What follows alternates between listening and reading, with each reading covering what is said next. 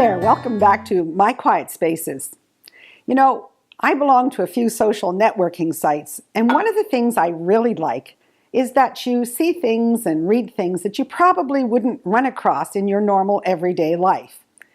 I love all the little sharp, snappy one-liners that come up. But one came up the other day that just hit me right between the eyes, and it said, "If it doesn't open, it's not your door." Well, duh. But if it doesn't open, it's not your door. How many of us have not learned that lesson?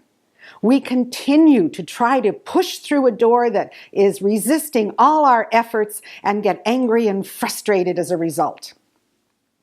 I can remember one time when I was speaking in a large city and I had to leave at the end of the day, get my rental car, get to the airport and fly to the next city. So I came out of the hotel and it was already getting dark. It was winter time and I had my briefcase, my suitcase, all my equipment, and I went trudging off to my rental car. And when I got there, I went click and nothing happened. No little beep beep, no little flashing lights, nothing. I went click, nothing. So I thought, that's my car, it's blue, it's a Ford, that's the one. So I took the key over and I thought, well, maybe the electronics aren't working. I'll do it, you remember the old way, manually? So I put the key in the lock and it went right in the lock, but it wouldn't turn. So I tried the passenger lock. In went the key, wouldn't turn. I clicked a few more times. I could not get into my car. So I looked at my watch and I thought, I'm going to miss my flight. So what I decided to do is I'd go back to the front desk, call the car rental agency, tell them to come get their car, keys at the desk, sort it out, and I'd call a cab. So there I am loaded down and I'm angry and I'm trudging along. And just as I get to the elevator out of the parking garage, I see 2 stalls away from the door, the blue Ford. And I remember, oh, that's right. I parked over there and then I saw the spot closer to the elevator and I knew I had a lot of stuff. So I re-parked my car. I took out the key, click, doors opened, and off I went. If it doesn't open, it's not your door.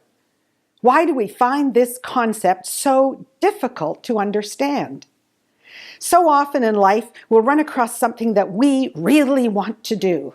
Now, we haven't really prayed about it, and we haven't really thought through the ramifications. We've just got it in our heads.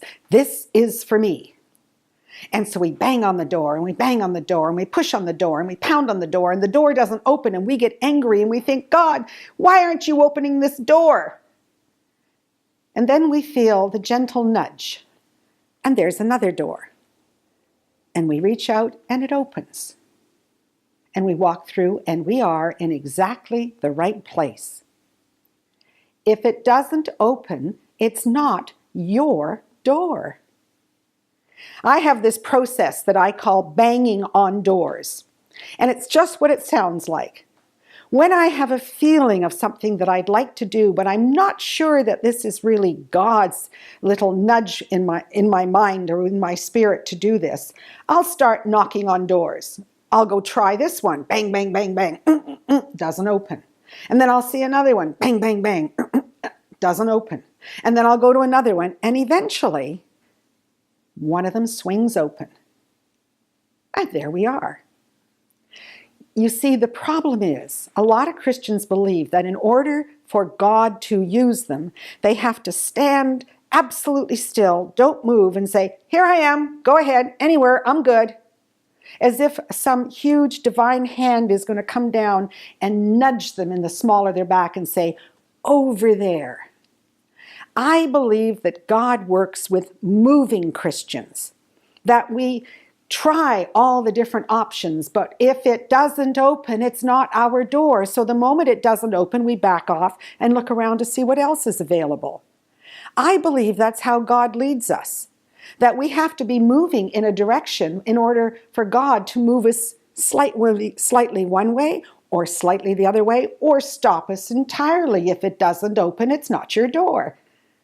Do you see how it works? So what we're going to be doing this month is we're going to learn how to bang on doors.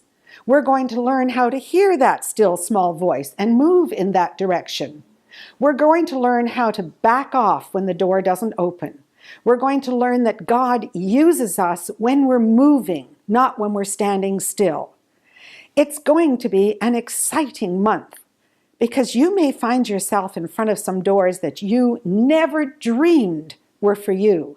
And when you reach out and turn the handle and they swing open effortlessly, you'll know if it opens, it's your door.